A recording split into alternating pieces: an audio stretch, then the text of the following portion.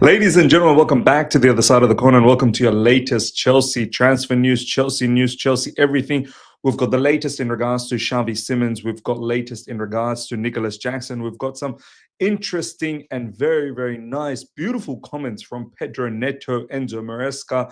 They are talking the real deal next season. I cannot wait anymore. These players, they seem like they are on the money.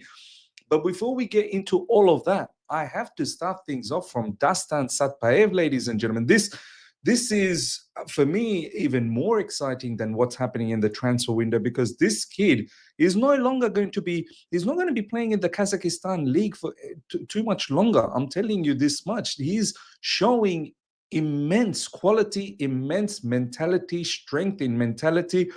Yet again, ladies and gentlemen, he has scored in the UCL qualifier, no problems, but it's a winner, a 90th minute winner. It's a penalty, it's a pressure cooker situation, and this kid has come up trumps. Again, he's come up on top.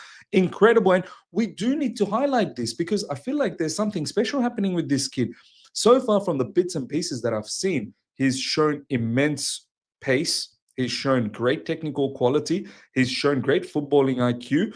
And his shooting technique for a striker is very good. And for a kid, 16-year-old, and he is a kid, he's shown a lot of physicality. So for me, look, forget about Kazakhstan League. You're not going to be there for much longer. Yes, this season you'll continue on. But I see this kid slowly but surely, once he turns 18 and comes to Chelsea Football Club, then move on to Strasbourg. I feel like he's going to play a big role one day down the track for Strasbourg, and then eventually enough, if everything is in the right trajectory, I see him making a Chelsea Football Club down the track. This, there are certain kids, when you just see them and the way they move, you're like, there's something special about this player.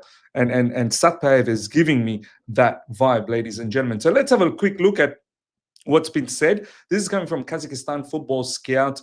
Mate, I might have to start following these people to get the latest on Dastan Satpaev.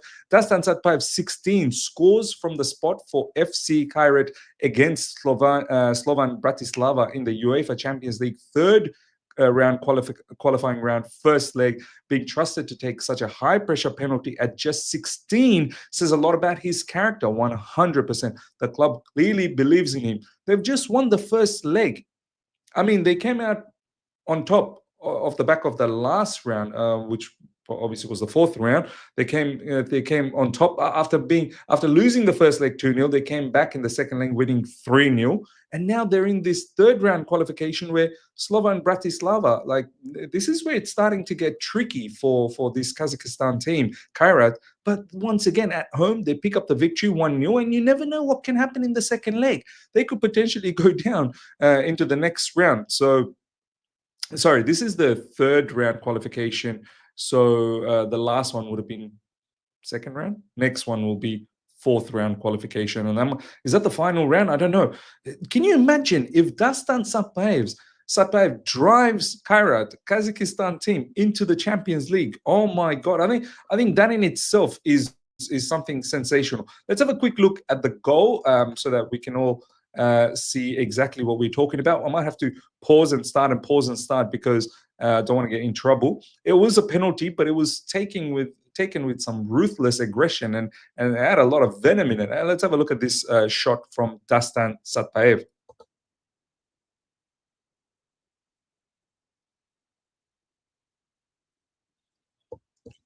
I mean, you guys saw the thunderous strike, absolute thunderous strike. Let's have a look at it again.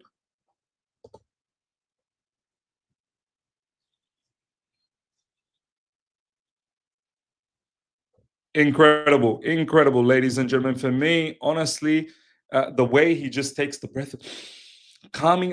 How many 16-year-old do you see with that level of composure? So big up to Dastan Satpaev. One to look out for. I couldn't do this match as a watcher because I was thinking, oh, I want to do a watch along for this Kazakhstan team, but it was on insane hours, so there's no way I was going to be able to do that. But if they do end up making it into the next round, we might have to start watching this Kazakhstan team, Kairat, and our golden boy, Dastan Satpaev. Ladies and gentlemen, let me know your thoughts in regards to Dastan Satpaev. Now, some transfer news before we talk about some Chelsea news. Chelsea news in regards to Maresca and Pedro Neto. Now, some transfer news. What is the latest on Xavi Simons? Chelsea are hoping to agree a fee for Simons under 50 million. The valuation is 45 to 50. I think this has been the issue all along with the fact that we want to get rid of players, and also Leipzig are dealing with Sesko. We've mentioned this in previous videos that there's some obstacles in this transfer saga.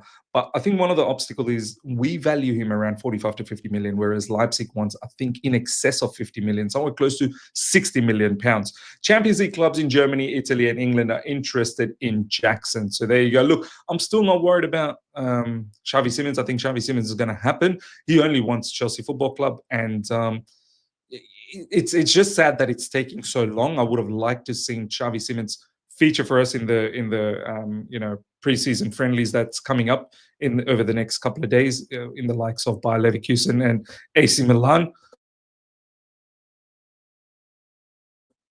Sorry, excuse me.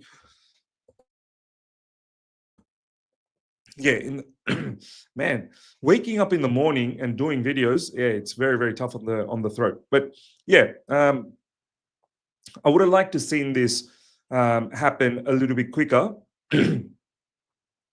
Excuse me. I would have.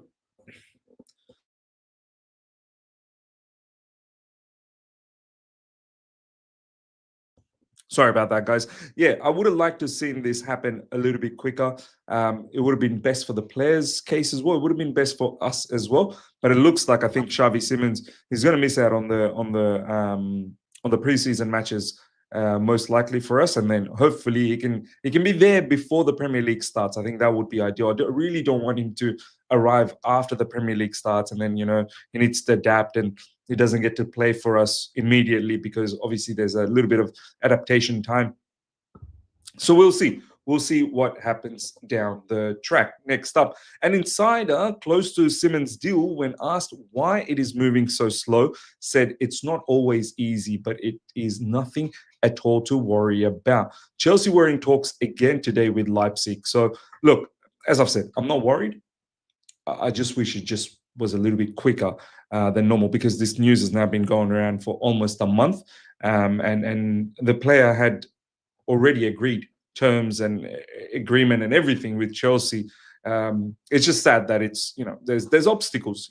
Leipzig have Sesko obstacle that they want to get rid of, and also they're looking for a replacement for Xavi Simons, and we've got our obstacles of getting players out, which understandable, and sometimes these sort of things happen.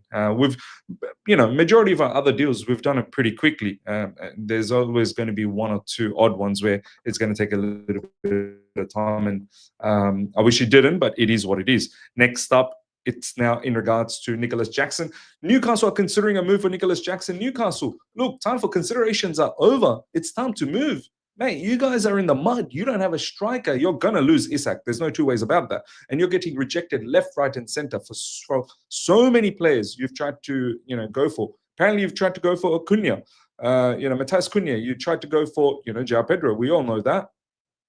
You tried to go for Brian Mbeumo. You've tried to go for Ekitike. You've tried to go for many, many players, and you've failed. Your time for consideration. It's not time for consideration. Time for consideration should have been a long time back. Now it's time to act.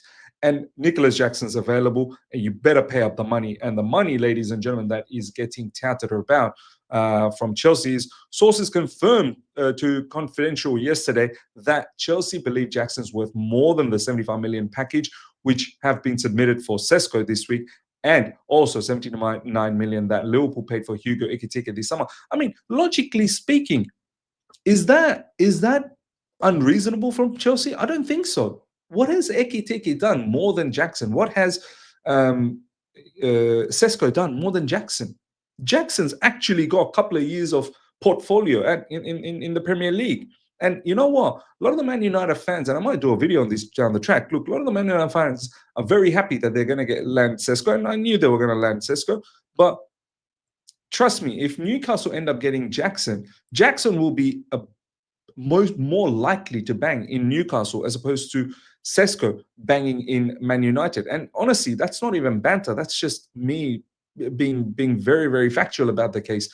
Jackson actually has got more about him in the Premier League as opposed to some of these names that are getting bought by other clubs. So why wouldn't he be worth around 75 million package? Why should we give any type of discount? Look, I still do believe we're not going to get 75 million, but anywhere between 65 to 70, or even smack bang 70 million, we should be able to get that. We really should be able to get that. So I'm confident that Jackson, he will eventually leave in this summer window. Fabrizio Romano keeps talking about this, that he is going to leave. He's gone from he could leave to he is going to leave. And I don't see Jackson wanting to be a third choice for Chelsea Football Club. And if that level of money comes in, I don't expect 75 million, but somewhere around maybe 70 million, if it comes in, I think Chelsea will be quite bound to let him go. And look, we've doubled the money. We've bought him for about 35 million. If we get 70 million, that's insane level of business. And, I think we've got the best out of Nicholas Jackson. But having said that, if he does move to Newcastle, I think for Newcastle, he'll be a very, very good player. Press from the front. He can link up. He can produce those goals as well. At times, yes, he is frustrating too. No doubts about that. But who knows? Maybe at Newcastle, he might just do well. Let's see what happens. But the bottom line is, Nicholas Jackson is probably going to be leaving Chelsea Football Club. Now, some Chelsea news coming from Enzo Maresca and Pedro Neto that I wanted to touch base on. Maresca asked to send a message to the Chelsea fans. The players, they need you every game. This is my main message. I mean, look, nice and simple and very powerful as well. Yes, of course. Important season coming up. And Enzo Maresca saying that, look, the biggest message you can give is just back the fans. Support the players. Back the players. 100% we're going to be there. Big season coming up. The belief in the fan base is we're going to be, trying our best to contend for the Premier League title. I'm not saying go out there and win it, but contend for it. And in the Champions League, I've got a good feeling we could go all the way. We really could go all the way. So why not? Why not? This is the season where you'll see most large parts of the fan base will stick together and back the players. Of course, we don't want to see prolonged periods of bad results because we've gone past that. We don't want to see 2-3 months of bad results because that will ruin your season. Not expecting every game to be a winner, but if we do lose, bounce back immediately and don't lose, win, because that's you're going nowhere with that kind of trend. You're gonna have to have a strong season, and you're gonna have to limit your draws and your losses. That's how you become a serious team. And this is where the next step is for our football club. So yes, majority of the fan base will be there, supporting the players. Indeed, 100%.